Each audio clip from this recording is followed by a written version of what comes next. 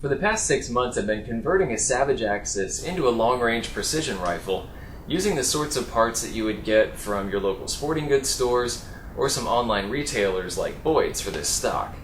Total price tag has come to $504.78, so this is definitely a budget rifle. But I'm happy to say that the project has worked. I took this out to a 600-yard match a little earlier this year, and it actually did okay. I scored a 497 out of a total possible of 600 points. So, not a high-scoring rifle for this. Some of this could have been the shooter, some could be the rifle. But there's definitely room for improvement. If you have not yet subscribed to the Social Regressive, you should do so here so you can see some of the changes that we make to this rifle over time. If you'd like us on Facebook, you can connect with us a little bit closer, talk with us about things, and just kind of see what's going on behind the scenes. And then this playlist down here has everything in it if you want to go back and see the various changes that we've made to this rifle over time. We've done a trigger job, we've done action bedding, all kinds of things to make this into the rifle that it is right now. As we move toward version 1.1 of this rifle, we're going to make some changes that are both inexpensive and functional.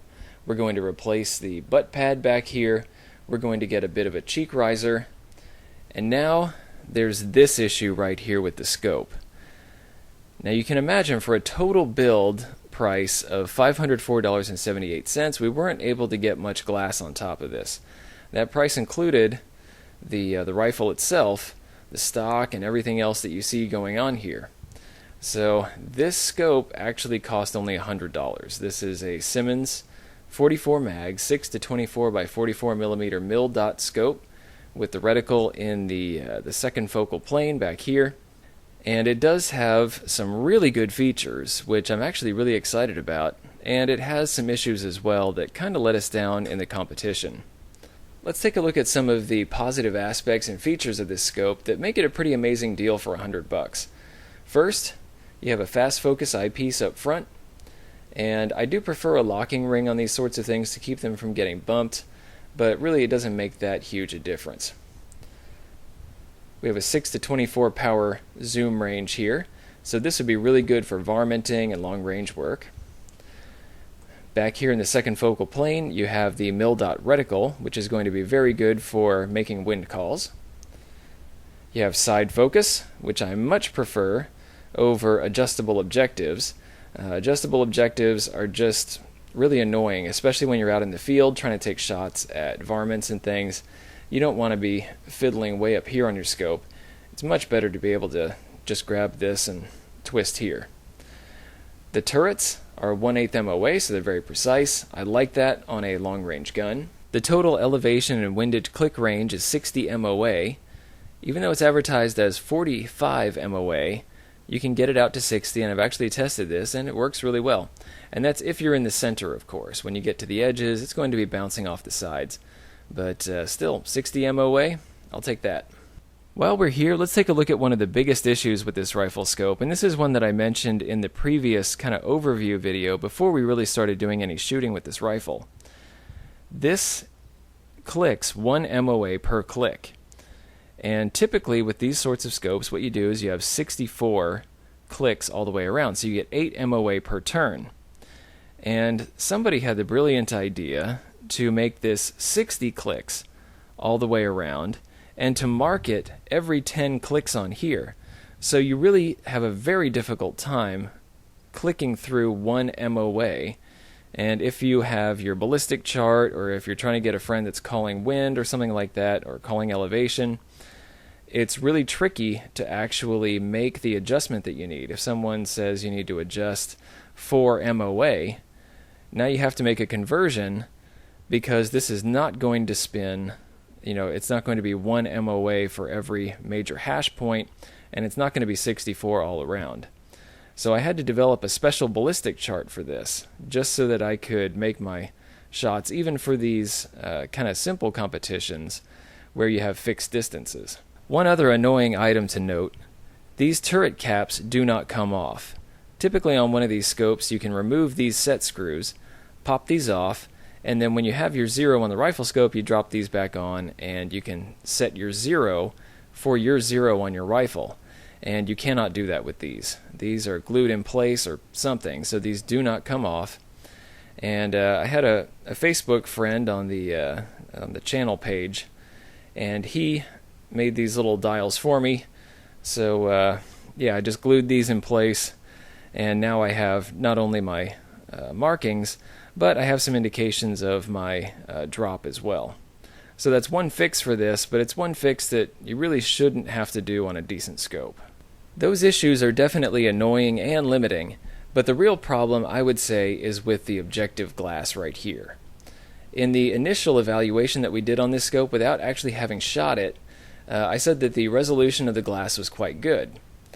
And here's where things get weird. As you adjust the elevation turret or the windage turret away from the center of the lens, the image starts getting bad very, very quickly. This is a very astigmatic lens, and even at a pretty mild adjustment of 11.6 MOA that we had to adjust for the 600-yard shot, the image went from decent to diseased. It was just terrible, and I think that's one of the reasons that in my recent tests, when I've been shooting this thing to see how good a group I can print, that I get a lot of vertical stringing.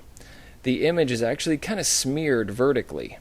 Now there could be some issues with the load as well, which could explain why we're getting vertical stringing, but still, you just really can't see the target or mirage or anything if you are adjusted off the center of this objective. When I'm adjusted out for that 600-yard shot, the side focus or side parallax adjustment knob, it kind of just becomes a weird game. I can't really roll focus because nothing is in focus, and I have to move my head around a bunch in order to try to see if there's a parallax shift, which again is difficult because the image is not in focus.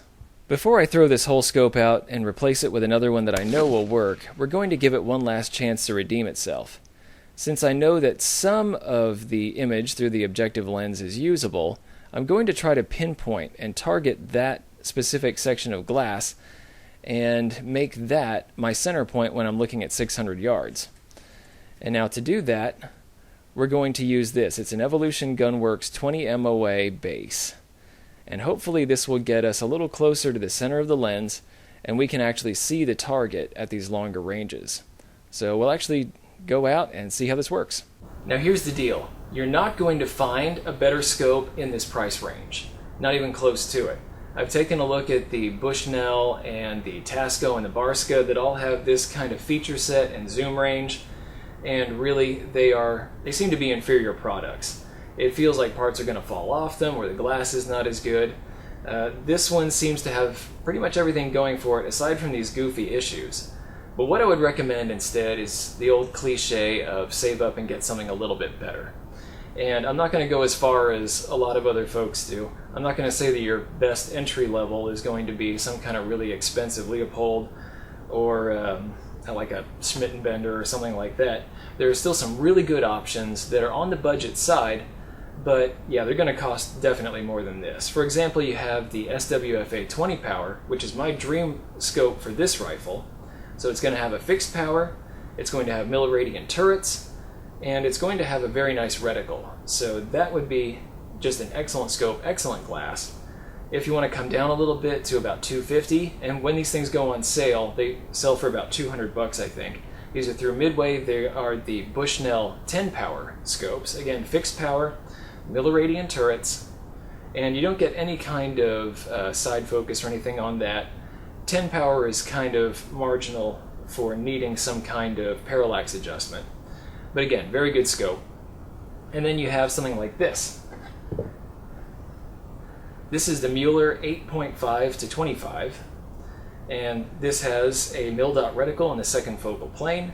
I've used this on my varmint rifle for a long time, and these are very reliable. They track very well, and the glass is definitely superior to the Simmons. It's still not very good. I would recommend the other two over this one just because of the glass. But it works quite well. It does have a bit of an astigmatism, but it does function. So there are some options. Again, I don't recommend the Simmons, but you do have some that if you want to save up a little bit of money, you're going to get something very functional.